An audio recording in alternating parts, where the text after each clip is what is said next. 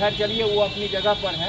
और आज हम लोगों ने उस प्रेस दिवस को यहाँ रखा है कुछ कारणों से, ये भी ठीक बात है, हमारी शुभकामना है। लेकिन कल जिस तरह की घटनाएं वहाँ हुई सिमरिया में, तो ये तो बहुत दुखद घटना है। इसमें प्रशासन को तुरंत, हमको तो लगता है जीएम साहब को ही तुरंत वहाँ संज्ञान लेना चाहिए, क्योंकि वहाँ खुद वो मौजूद थे। तो उनको अपने अधीनस्थ जो अधिकारी लोग थे उनको बुला के ये मामला को डिस्कस करना चाहिए था कि आखिर क्या बात है। कोई बड़ी बात नहीं थी उसमें। अगर कोई एक अधिकारी आ जाते, एसडीओ आ जाते या कोई भी आ जाते, तो करके पत्रकारों को जो वहाँ पर जो असुविधाएं हुई उसको अगर वहाँ पहुँचा दिया जाता तो कहीं बात, इतने बात की कोई ज़रूरत नहीं।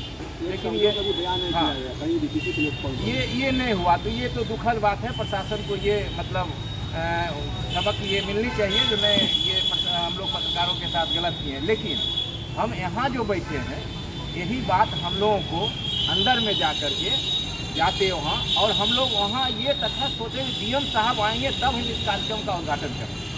डीएम आते, हम अपनी बातें वहाँ रखते, जो हमारे साथ कल घटनाएँ हुई उसका हम लोग वहाँ जिक्र करते, और तब नहीं ये जानकारी मिलती ना। हाँ ठीक है, अगर डीएम किसी अधीनस्थ अधिकारी को कहते तो हम लोग वहाँ से उठ के चल देते, हम लोग नहीं कार्यक्रम नहीं,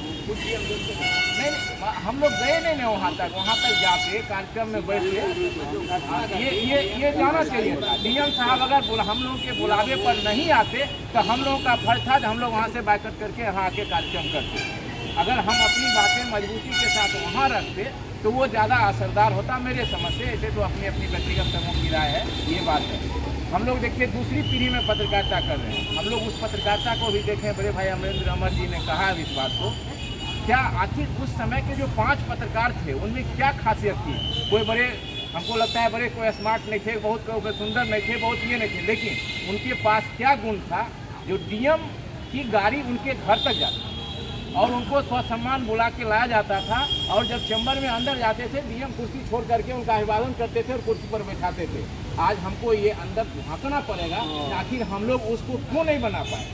हम ही आज पत्रकारिता कर रहे हैं, लेकिन जो मेरे पिता ने पत्रकारिता किया वो मैं नहीं कर रहा, आखिर जो भी कारण है। लेकिन ये सबों को झांकना पड़ेगा, ये करना पड़ेगा, तभी हम जो है सो किसी भी लड़ाई को अंजाम देंगे, किसी बात को मुकाम तक पहुंचाएंगे।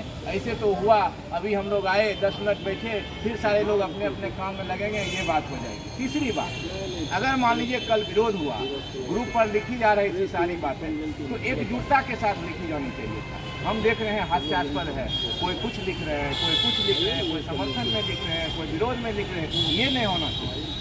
अगर हम विरोध किए तो पूरी तत्परता के साथ, पूरी एकजुटता के साथ विरोध होना चाहिए, ताकि लगे नहीं हम किसी चीज़ का संघर्ष अंजाम तक उसको पहुंचाएंगे। तो ये भी कमी है। तो हम साथियों से आग्रह करेंगे जो इस पर थोड़ा सा ध्यान हो, और हम लोग एकजुटता जब तक कायम नहीं करेंगे तब तक किसी भी लड़ाई को हो, कोई भी बात हो, हम लोग नहीं रख सकते। बची बात, आज का प्रेस दिवस का जो मैटर था, वहाँ पर जो सब्जेक्ट था वो था जो प्रेस के नेचर में बदलाव, यही था। तो हम तो ये कहना चाहेंगे, मान लीजिए प्रशासन हो, सरकार के माध्यम से हो, हम लोग जो नेचर में बदलाव कर चुके हैं, हम लोग तो समाज के लिए अग्रिम पंक्ति में आगे आकर के लड़ाई लड़ रहे हैं, पूरी एकजुटता के साथ मार खा के। अभी हमने कहा ना, हमारे बड़े भाई ने जो बैरिकेटिंग पर चढ़ के हम लोग फोटो खींच के कार्यक्रम का कवरेज करके कर रहे हैं। लेकिन आप अपने नेचर में बदलाव लाइए, आपको बदलाव लाने की जरूरत है। हम तो बदलाव ला रहे हैं, हम तो समाज के लिए रोज लड़ रहे हैं, संघर्ष कर रहे हैं, तो वो आपको करना पड़ेगा। और बची बात, पुनः मैं आप सबों को प्रेस दिवस की शुभकामनाएं देता हूँ। और एक बात फिर चलते चलते कहूँगा कि जब तक हम लोग सभी एकजुट नहीं होंगे तब तक हमारा जो कोई भी अभियान है वो सफल नहीं हो पाएगा। हम लोग आपके साथ हैं, आपके भावना के साथ हैं। आप लोग जैसा निर्णय लें हम लोग उसको अंजाम तक पहुँचाएँगे, करेंगे। प्रशासन भी संवेदनशील है, उनको भी समझना चाहिए। डीएम नए आए हैं, क्योंकि ठीक है। इस एक बात और हम चलते चलते कहेंगे, आखिर सारे प्रेस के लोग हैं, ठीक कहा एक भाई ने, किसी ने, जितना भी ये मान लीजिए कोई भी कार्यक्रम होता है, बस 5 लोग, शांति समिति की बैठक हो, 5 लोग, किसी भी संगठन का बैठक हो, किसी का निर्णय लेना है, 5 लोग, क्या जिले में और सारे लोग कोई नहीं है? एक बुद्धिजीवी हैं, साहित्यकार हैं, पत्रकार हैं, कभी सुने हैं किसी बैठक में हम लोगों को आमंत्रित किया गया और आप लोग को सुझाव दीजिए? आखिर क्या 5 ही लोग ये बेगूसराय को बनाएंगे, बिगाड़ेंगे?